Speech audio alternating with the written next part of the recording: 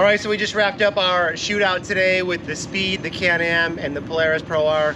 Talking to one of our test riders, Fred Rojas. Fred, why don't you go ahead and introduce yourself, tell everybody what car you currently own, what cars you have owned, and then of course your thoughts about the Speed, how it stacks up to a stock Pro R and stock X3. Yeah, well, my name's Fred Rojas. I currently drive a Polaris Pro R, own the Turbo S, Razor 1000, 800, 900, basically every single Polaris. I've driven a couple Can-Ams, and well, I got to test drive this car today. We drove a stock Pro R, stock Can-Am, stock Speed.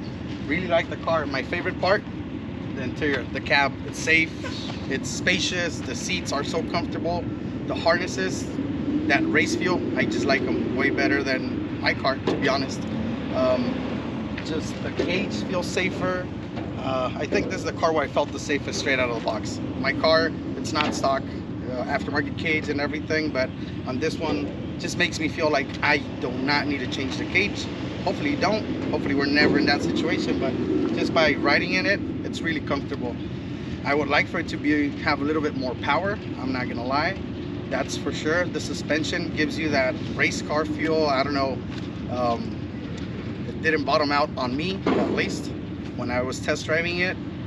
It just felt great. The whoop section did pretty good. It's softer, it's smoother, it's more predictable, I believe, than the other cars stock wise. But to be honest, it's a great platform out of the box. Would I get one? I think I would, to be honest.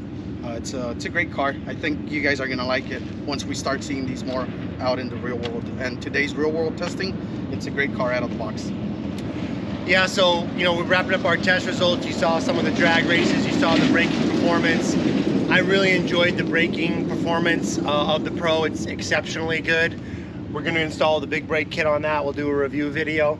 I think no one really wants to talk about brakes much on the internet. Nope. Everyone cares about power and suspension, but you can drive more aggressively with this little turn track.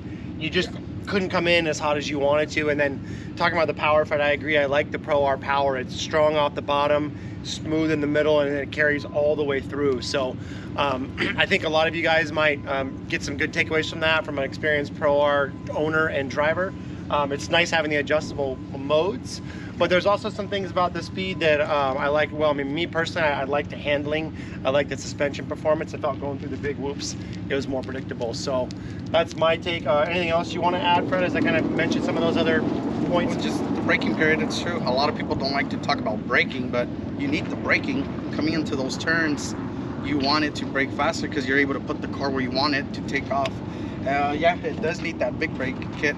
Honestly, I think once we out that, it's gonna be even better on those curves because you're gonna put this car where you want it. And maybe once with that speed key, that big brake kit and that speed key, I think I would like to drive it again, and I'm pretty sure it's gonna feel like a total different car.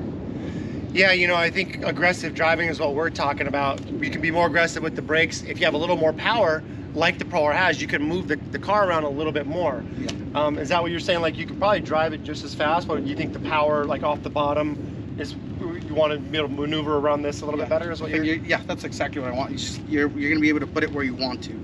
Even in two-wheel drive. I mean, today we drove four-wheel drive. That's one thing we not talked about, but we drove specifically in four-wheel drive today. But for those people that like two-wheel drive with that little bit more power, they're going to be able to put that car where they want. But the brakes are very important for that as well.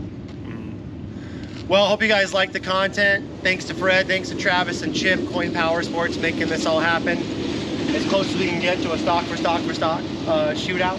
And yeah, let us know, comment below any more content you want to see, and we'll see you on the next one.